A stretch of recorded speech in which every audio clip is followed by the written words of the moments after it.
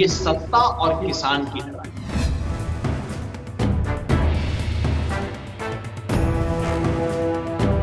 इतिहास में पहली बार जमींदारों के संगठन भी हैं, खेत मजदूर का संगठन भी है।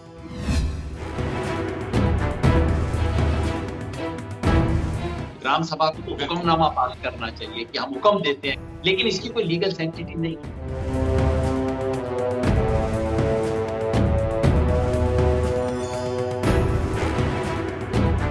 वैसे मेरे को किसान के सवाल पे पॉलिटिक्स करने से कोई एतराज नहीं है। मैं तो चाहता हूं नरेंद्र मोदी भी आने। किसान आगे रहेगा, पार्टियां पीछे पीछे आएंगी, जैसे राहुल गांधी आए।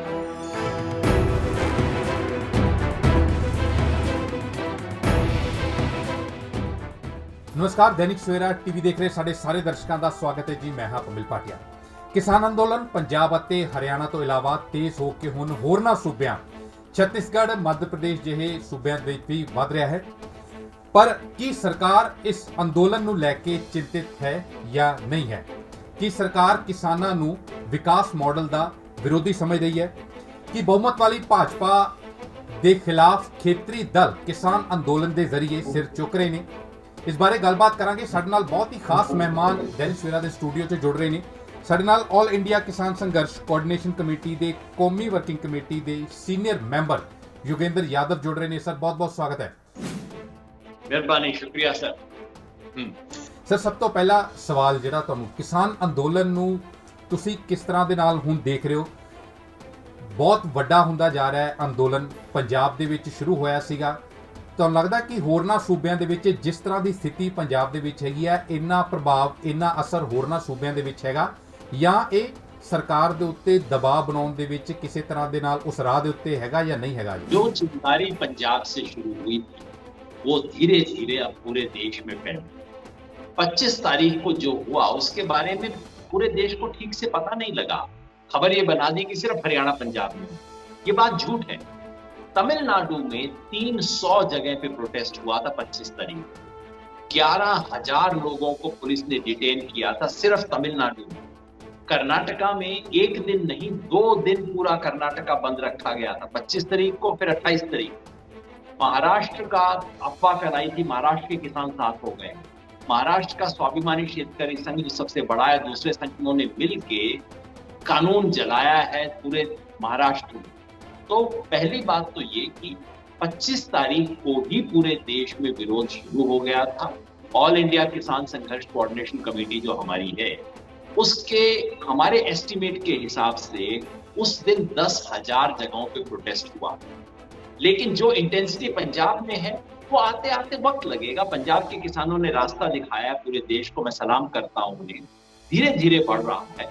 और दूसरा मोर्चा हरियाणा में लगेगा।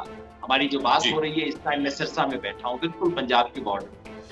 और सिरसा में 6 तारीख कल 6 अक्टूबर को किसान पूरे हरियाणा के कोने कोने से आ रहा है। और जो पहला विकेट पंजाब के किसान ने लिया है, अब दूसरा विकेट हरियाणा का किसान लेगा। हरियाणा का किसान कह रहा है, दुष्यंत चौटाला से और रणजीत सिंह, ये 2 मिनिस्टर हैं, एक फैमिली के 2 मिनिस्टर इस टाइम, उनसे पूछ रहा है जब पूरे देश का कोई किसान आंदोलन इसके साथ में नहीं है, कोई किसान नेता नहीं, तो इसकी ढाल बनने के लिए आप दोनों क्यों खड़े हो? या तो किसान को चुन लो या कुर्सी को चुन लो। उनका इस्तीफा मांगने के लिए किसान आज खड़ा हो। सर, एक होर चीज कि किसान ਨੂੰ ਵਿਕਾਸ ਮਾਡਲ ਦਾ ਵਿਰੋਧੀ ਸਮਝਿਆ ਜਾਣ ਲੱਗਾ ਹੈਗਾ, ਇਸ ਤਰ੍ਹਾਂ ਦੀ ਸਮਝ ਡਿਵੈਲਪ ਹੋ ਰਹੀ ਹੈ कि ਜਾਂ किसान होएगा तो डेवलपमेंट रुकेगी? आप ही बताइए ये कैसा डेवलपमेंट है? आपके घर के ऊपर छप्पर है, आप सोच रहे हो कि पक्की छत बन जाएगी, और कोई आता है कहता है कि चल तेरा छप्पर ही चकता। अब ऊपर देख, तेरे को तारे दिखाई देंगे, आसमान में नीला आकाश दिखाई देगा, देख कितनी फ्रीडम है। इसको डेवलपमेंट बोलते हैं। किसान के पास जो है वो खत्म करना कैसे डेवलपमेंट हो सकता है? डेवलपमेंट में तो खुशहाली होनी चाहिए ना। किसान की बदहाली डेवलपमेंट कैसे हो सकती है? सिर्फ किसान बर्बाद हो जाए, अडानी अंबानी के बड़े बड़े स्टॉक बन जाए, बड़े बड़े उनके गोदाम बन जाए, बड़ी बड़ी कंपनियां, प्राइवेट मंडियां बन जाए, इससे देश का डेवलपमेंट कैसे होगा? देश का डेवलपमेंट क्या इंसान की डेवलपमेंट से बड़ा है? ਪਰ ਤੁਸੀਂ ਇੱਕ ਗੱਲ ਕਹੀ ਹੈ ਯਾਦਵ ਸਾਹਿਬ ਕਿ ਦੂਸਰੇ ਸਟੇਟਸ ਦੇ ਵਿੱਚ ਸ਼ੁਰੂ ਹੋ ਰਹੇ ਨੇ ਪ੍ਰੋਟੈਸਟ, ਜਿਸ ਤਰ੍ਹਾਂ ਦੇ ਨਾਲ ਇਸ ਵਿਰੋਧ ਦਾ ਕੇਂਦਰ ਪੰਜਾਬ ਨੂੰ ਮੰਨਿਆ ਜਾ ਰਿਹਾ ਜਾਂ ਹਰਿਆਣਾ, ਉਸ ਤੋਂ ਬਾਅਦ ਹਰਿਆਣੇ ਦੇ ਵਿੱਚ ਅਸਰ ਹੈਗਾ। ਕੀ ਕਾਰਨ ਹੈਗਾ ਕਿ ਦੂਸਰੀ ਸਟੇਟਸ ਦੇ ਵਿੱਚ ਹਜੇ ਇਸ ਤਰ੍ਹਾਂ ਦੇ ਵਿਰੋਧ ਦਾ ਅਸਰ ਨਹੀਂ ਹੈਗਾ? ਕਿਆ ਉੱਥੇ ਹਜੇ ਪੂਰੀ ਤਰ੍ਹਾਂ ਕਿਸਾਨ ਕਨਵਿੰਸ ਨਹੀਂ ਹੈ ਕਿ ਇਹ ਬਿੱਲ ਜਿਹੜੇ ਕਿਸਾਨਾਂ ਦੇ ਵਿਰੋਧ ਦੇ ਵਿੱਚ ਹੈਗੇ ਨੇ, ਜਾਂ ਉੱਥੇ ਕਿਹਾ ਜਾ ਸਕਦਾ ਕਿ ਪੋਲੀਟੀਕਲੀ ਕਿਤੇ ਇਨਫਲੂਐਂਸ ਜ਼ਿਆਦਾ ਹੈਗਾ ਭਾਜਪਾ ਦਾ, ਜਾਂ ਉੱਥੇ ਸਮਝਾ ਪਾ ਰਿਹਾ ਜਿਹੜਾ ਉਹ ਪੰਜਾਬ ਦੇ ਵਿੱਚ ਨਹੀਂ ਸਮਝਾ ਪਾ ਰਹੇ? ਕਿਉਂਕਿ ਪੰਜਾਬ ਦੇ ਵਿੱਚ ਵੀ ਬੀਜੇਪੀ ਦੀ ਪੂਰੀ ਫੋਰਸ ਲੱਗੀ ਹੋਈ ਹੈ ਕਿਸਾਨਾਂ ਨੂੰ, ਪੋਲੀਟੀਕਲ ਪਾਰਟੀਆਂ ਨੂੰ ਇਹ ਦੱਸਣ ਦੇ ਲਈ ਕਿ ਪੋਲੀਟੀਕਲ ਪਾਰਟੀਆਂ ਗੁੰਮਰਾਹ ਕਰ ਰਹੀਆਂ ਨੇ, ਕਿਸਾਨਾਂ ਦੇ ਭਲੇ ਦੇ ਵਿੱਚ ਹੈਗਾ। क्योंकि प्रधानमंत्री मोदी बार-बार संबोधन करके बधाइयां दे रहे हैं, किसान आजाद हो गया विचोलिया सिस्टम तो। ना तो दूसरे स्टेट में बीजेपी किसान को कन्विंस कर पाई है, ना ही किसान हमारी बात अभी समझने से इनकार कर रहा है। सच्ची बात यह है कि दूसरे स्टेट में अभी खबर नहीं पहुंची। याद रखो, किसान आंदोलन में खबर पहुंचाना, किसान तक खबर पहुंचाना कि ये एक नया कानून आ गया है, कानून से तुम्हारे पे ये असर होगा, इसमें एक दो महीने लगते हैं। फिर किसान आंदोलन को तो हम पहले दिन और हफ्ते में तो देखते ही नहीं थे, हम तो महीनों में गिना करते थे किसान आंदोलन। तो अभी टाइम ज्यादातर लोगों को पता नहीं है, बस ये है कि भाई कुछ हुआ है, कुछ दाल में काला है, कुछ गड़बड़ है, पता नहीं क्या है। खबर पहुंचाने में टाइम लग रहा है। और उस लिहाज से मैं पंजाब के इंटेलेक्चुअल्स को, पंजाब के कुछ न्यूज़पेपर्स को, पंजाब के जो लीडर हैं, आगू हैं, जो किसान मूवमेंट की जथेबंदियां हैं, उनको बधाई देना चाहता हूं कि उन्होंने बहुत वक्त से इतना जल्दी से इस बात को पहुंचाया। बाकियों में अभी खबर पहुंचने में टाइम लग रहा है, जहां जहां खबर पहुंच रही है वहां वहां किसान खड़ा हो। पर पंजाब ਦੇ ਵਿੱਚ ਬੀਜੇਪੀ ਇਹ ਗੱਲ ਬਾਰ-ਬਾਰ ਕਹਿ ਰਹੀ ਹੈ ਕਿ ਐਮਐਸਪੀ ਦੀ ਖਰੀਦ ਸਿਰਫ ਪੰਜਾਬ ਹਰਿਆਣਾ ਦੇ ਵਿੱਚ ਹੀ ਹੈਗੀ ਹੈ, ਹੋਰ ਕਿਤੇ ਨਹੀਂ ਹੈਗੀ। ਅਕਾਲੀ ਦਲ ਨੇ ਵੀ ਇਸ ਗੱਲ ਨੂੰ ਬਹੁਤ ਪ੍ਰਚਾਰ ਕੀਤਾ ਹੈ ਇਸ ਚੀਜ਼ ਦਾ ਕਿ ਐਮਐਸਪੀ ਤੇ ਅਸੀਂ ਸ਼ੁਰੂ ਕਰਵਾ ਕੇ ਦਿੱਤੀ, ਉਸ ਤੋਂ ਪਹਿਲੇ ਐਮਐਸਪੀ ਹੋਰ ਕਿਤੇ ਮਿਲਦੀ ਵੀ ਨਹੀਂ ਸੀਗੀ। ਤੁਸੀਂ ਦੇਸ਼ ਭਰ ਦੀ ਰਾਜਨੀਤੀ ਨੂੰ ਸਮਝਦੇ ਹੋ, ਕਿਸਾਨਾਂ ਨੂੰ ਸਮਝਦੇ ਹੋ, ਤੁਹਾਡਾ ਨਜ਼ਰੀਆ ਕੀ ਹੈਗਾ? अब बीजेपी एक राज्य में एक झूठ बोलती है, दूसरे में दूसरा झूठ बोलती है।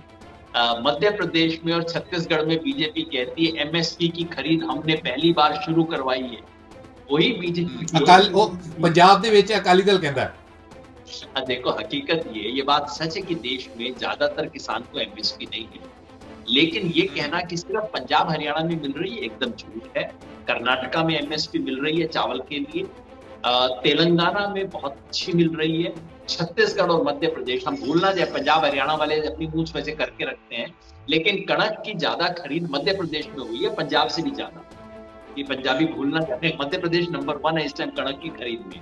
तो और उड़ीसा में, वेस्टर्न उड़ीसा में बहुत अच्छी खरीद इस वक्त हो रही है, तेलंगाना में अच्छी खरीद हो रही है, और महाराष्ट्र के कुछ इलाकों में बहुत अच्छी खरीद है। इसलिए इस वक्त देश के कम से कम 10 राज्य हैं जहां पे एमएसपी की खरीद हो रही है, और जहां खरीद थोड़ी सी भी हो जाती है वहां मार्केट प्राइस चढ़ जाता है। तो जहां खरीद ना भी हो, बाजरे का राजस्थान में खरीद 15% हो, उतने से ही बाजरे का प्राइस चढ़ जाता है।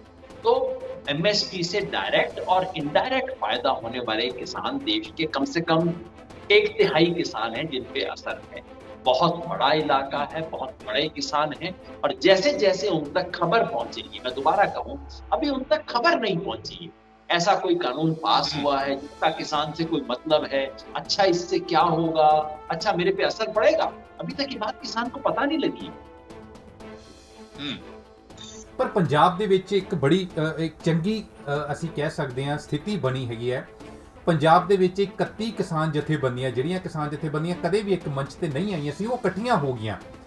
ਕਿਆ ਦੇਸ਼ ਭਰ ਦੇ ਵਿੱਚ ਇਸ ਤਰ੍ਹਾਂ ਦਾ ਸਿਨੈਰੀਓ ਕਿਤੇ ਬਣ ਰਿਹਾ ਹੈਗਾ ਕਿ ਜਿਨ੍ਹਾਂ ਦੇ ਵਿਚਾਰਧਾਰਕ ਵਿਰੋਧ ਵੀ ਹੈਗੇ ਕਿਸਾਨ ਜਥੇਬੰਦੀਆਂ ਦੇ, ਪਰ ਉਹ ਕਿਤੇ ਨਾ ਕਿਤੇ ਕਿਸੇ ਵੀ ਸਟੇਟ ਦੇ ਵਿੱਚ ਇਸ ਤਰ੍ਹਾਂ ਦੇ ਨਾਲ ਇੱਕ ਮੰਚ ਤੇ ਆ ਰਹੇ ਨੇ, ਸਾਂਝੇ प्लेटफॉर्म पे? आपने जिसका नाम शुरू में दिया मेरा इंट्रोडक्शन देते वक्त, ऑल इंडिया किसान संघर्ष कोऑर्डिनेशन कमेटी, वो बिल्कुल ऐसी कमेटी। मैं तो ये तो नहीं कहूंगा कि देश का हर संगठन उसमें आ गया है। जो पंजाब की 31 जथेबंदियों की जो कमेटी बनी है वो बहुत बड़े दायरे वाली है, लेकिन ये जो AIKSCC है इसमें 250 किसान संगठन हैं। मैं समझता हूँ इतिहास में पहली बार जमींदारों के संगठन भी हैं, खेत मजदूर का संगठन भी, पहली बार लाल झंडे वाले भी हैं, नीले झंडे वाले भी हैं। तो AIKSCC ऑलरेडी ऐसा प्लेटफॉर्म बन चुका है। AIKSCC की तरफ से कॉल दिया गया है कि 14 अक्टूबर को पूरे देश में MSP अधिकार दिवस मनाया जाएगा और 26-27 नवंबर को दिल्ली चलो का आह्वान किया गया है। तो ऐसा मंच ऑलरेडी बन गया है और इसीलिए सरकार बौखलाई हुई है, घबराई हुई है। पर यादव ਸਾਹਿਬ ਤੁਸੀਂ ਕਿਸ ਫਾਰਮੂਲੇ ਤੇ ਜਾਂ ਤੁਸੀਂ ਕਿਸ ਢੰਗ ਦੇ ਨਾਲ ਕਿਸਾਨਾਂ ਨੂੰ ਇਸ ਬਿੱਲ ਦੇ ਬਾਰੇ ਦੱਸ ਰਹੇ ਹੋ? ਇਹ ਮੈਂ ਸਵਾਲ ਇਸ ਲਈ ਕਰ ਰਿਹਾ ਕਿਉਂਕਿ ਪੰਜਾਬ ਦੇ ਵਿੱਚ ਕਈ ਸਾਰੇ ਡਿਸਕੋਰਸ ਨੇ, ਪੰਜਾਬ ਦੇ ਵਿੱਚ ਇਸ ਮੁੱਦੇ ਨੂੰ ਲੈ ਕੇ ਚਰਚਾ ਵੀ ਹੋ ਰਹੀ ਹੈ। ਕਿਸਾਨ ਜਥੇਬੰਦੀਆਂ ਨੇ ਪੰਜਾਬ ਸਰਕਾਰ ਤੋਂ ਮੰਗ ਕੀਤੀ ਹੈ ਕਿ ਵਿਧਾਨ ਸਭਾ ਦਾ ਸੈਸ਼ਨ ਬੁਲਾਓ ਤੇ ਉਹਦੇ ਖਿਲਾਫ, ਬਿੱਲ ਦੇ ਖਿਲਾਫ ਵਿਧਾਨ ਸਭਾ ਦੇ ਵਿੱਚ ਮਤਾ ਪਾਸ ਕਰੋ। ਦੂਸਰੀ ਜਿਹੜੀ ਚਰਚਾ ਪੰਜਾਬ ਦੇ ਵਿੱਚ ਚੱਲ ਰਹੀ ਹੈ ਕਿ ਗ੍ਰਾਮ ਸਭਾਵਾਂ ਬੁਲਾਈਆਂ ਜਾਣ, ਕਿਉਂਕਿ ਗ੍ਰਾਮ ਸਭਾ ਦਾ ਪਾਸ ਕੀਤਾ ਮਤਾ ਚੈਲੰਜ ਨਹੀਂ ਹੁੰਦਾ, ਗ੍ਰਾਮ ਸਭਾਵਾਂ ਦੇ ਮਤੇ ਪਾਸ ਕਰਾਏ ਜਾਣ। ਇਸ ਸਾਰੇ ਨੂੰ ਲੈ ਕੇ ਤੁਸੀਂ ਕਿਵੇਂ ਦੇਖ ਰਹੇ ਹੋ? ਤੁਹਾਨੂੰ ਕਿਹੜਾ ਫਾਰਮੂਲਾ ਠੀਕ ਲੱਗਦਾ, ਜੋ ਤੁਹਾਨੂੰ ਲੱਗਦਾ ਕਿ ਪੰਜਾਬ ਦੇ ਵਿੱਚ ਵੀ ਅਪਲਾਈ ਕੀਤਾ ਜਾਣਾ ਚਾਹੀਦਾ और पंजाब तो बाहर भी? देखो, ग्राम सभा के मते का बहुत पॉलिटिकल महत्व है। ग्राम सभा हमारे लोकतंत्र की बुनियाद है, तो ग्राम सभा को तो हुक्मनामा पास करना चाहिए कि हम हुक्म देते हैं, लेकिन इसकी कोई लीगल सेंटिटी नहीं। स्टेट असेंबली रेजोल्यूशन पास कर देगी, स्टेट गवर्नमेंट लिख के भेज देगी, प्रेसिडेंट उसको एसेंट नहीं देगा। हमें पता है प्रेसिडेंट किस पार्टी के कहने पे, किस गवर्नमेंट के कहने पे चलेगा। फाइनली उससे नहीं होगा, मेरी ऐसी समझ है। दोनों काम करने जरूरी है, लेकिन इससे काम बनेगा नहीं। फाइनली सेंट्रल गवर्नमेंट को ही इसे वापस, या तो सुप्रीम कोर्ट ये कह दे कि सरकार को हक ही नहीं था, फेडरलिज्म के खिलाफ है, और सुप्रीम कोर्ट इसको खारिज कर दे, करना चाहिए। लेकिन पता नहीं क्यों मेरे को बहुत उम्मीद नहीं बनती, ज्यादा बोलूंगा तो कंटेम्प्ट हो जाएगी, इसलिए मैं चुप रहता हूँ। और दूसरा ये, फाइनली केंद्र सरकार को वापस देना पड़ेगा। केंद्र सरकार कहती है जी हमने तो पास कर दिया। मैं कहता हूं कि जैसे आपने संसद में पास कर दिया, किसान सड़क पे फेल कर देगा इसको। पर सर इस ਦੇ ਵਿੱਚ ਮਤਲਬ ਪੰਜਾਬ ਦਾ ਸਿਨੈਰੀਓ, ਮੈਂ ਪੰਜਾਬ ਦਾ ਹਵਾਲਾ ਬਾਰ-ਬਾਰ ਦੇ ਰਿਹਾ, ਪੰਜਾਬ ਜਾਂ ਹਰਿਆਣਾ ਦਾ, ਕਿਉਂਕਿ ਪੰਜਾਬ ਦੇ ਵਿੱਚ ਬਹੁਤ ਤੇਜ਼ੀ ਦੇ ਨਾਲ ਡਿਵੈਲਪਮੈਂਟ ਹੋ ਰਹੀ ਹੈ ਇਸ ਮਸਲੇ ਨੂੰ ਲੈ ਕੇ। ਪੰਜਾਬ ਦੇ ਵਿੱਚ ਜਿਸ ਤਰ੍ਹਾਂ ਦੇ ਨਾਲ ਪੋਲੀਟੀਕਲ ਘਟਨਾਕ੍ਰਮ ਚੱਲ ਰਹੇ ਹੈਗੇ ਆ, ਅਕਾਲੀ ਬੀਜੇਪੀ ਦਾ ਅਲਾਈਅੰਸ ਟੁੱਟਿਆ, ਤੁਸੀਂ ਜਾਣਦੇ ਹੋ।